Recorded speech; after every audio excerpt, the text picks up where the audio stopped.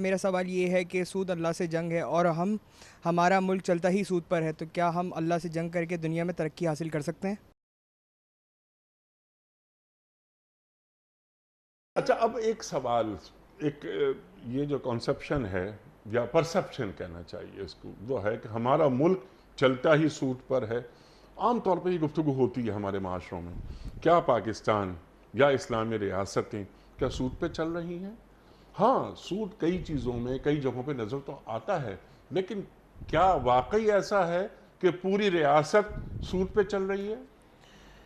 دیکھیں، پوری ریاست سود پہ چلنا شاید اس وجہ سے کہا جاتا ہے کہ آپ اپنی ریاست کو آپ نے قرضوں کے ساتھ اس طریقے سے جوڑا ہوا ہے، وہ تمام کے تمام قرضے سودی ہیں۔ اچھا۔ دوسری بات یہ ہے کہ لوگوں کے لین دین کے معاملات جو بینکوں کے ساتھ ہیں، روایتی بینکوں کے ساتھ، وہ تمام سودی ہیں۔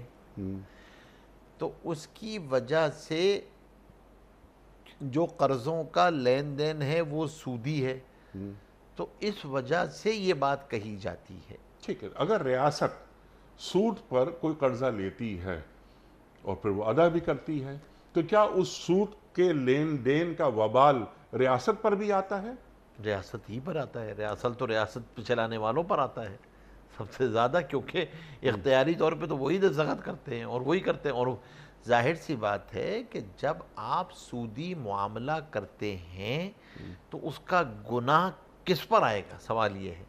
تو جب ظاہر سی بات ہے انہی پر آئے گا نا جو ریاست چلا رہے ہیں، کیونکہ انہوں نے ہی معاہدات یہ کیے ہیں۔ اور اب پھر جب کہ آپ کو یہ پتہ ہے کہ یہ حرام ہے،